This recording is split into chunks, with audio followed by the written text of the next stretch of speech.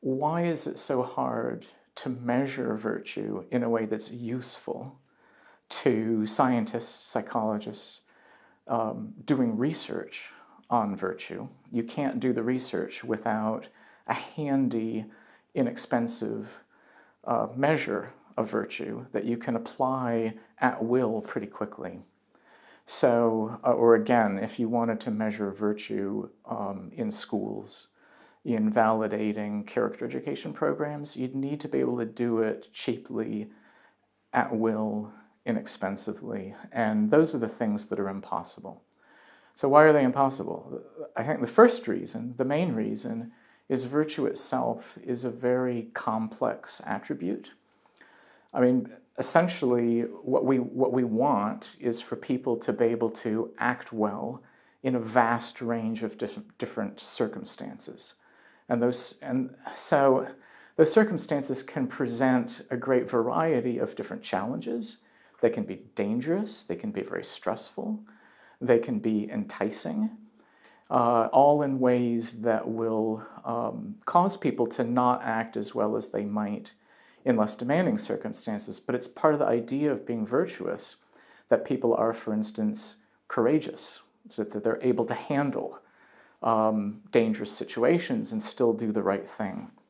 So, and then just acting well, there may be some range in acceptable performances, but that still will mean you have to be sensitive to the variety of things at stake that are morally at stake in a situation. And you need to find your way through, sometimes through situations that are just a real thicket of factors that can be confusing. And so there's a perceptual element. Are you picking up what's morally relevant in the situation?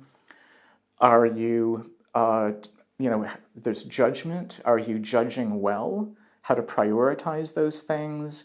How to find what sometimes might be a creative way through a challenging situation? Are you well motivated? Are you acting in what you actually do with proper regard for what's at value in the situation? And so finally, so that's perception, judgment, motivation. And then there are obstacles that hold people back even when those are present. So there is something more in actual reliable performance of acting well. So there's a great deal of complexity.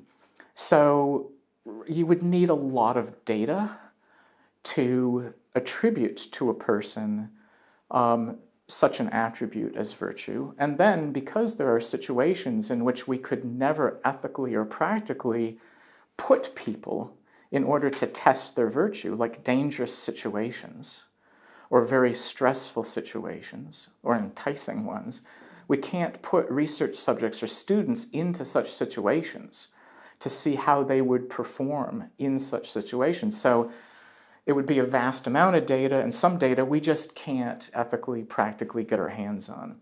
So that's the first reason. I mean, the other reason, I think, is that we do not yet have a very good psychological model of this dynamic structure of virtue.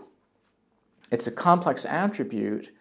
If we had a very good psychological model of it, which we're very far from having, then we might be able to better figure out how to reduce the amount of data we need. We might find certain signals that signal enough of the whole of virtue that we could focus on that.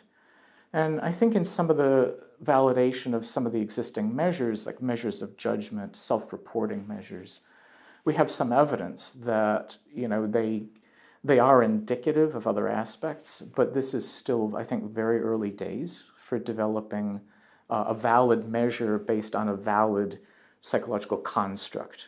And that's the basic issue with measurement. Is it a good measure of a valid construct? And we're just not there. We're not there on the science of virtue, and we're not there on the development of the instruments.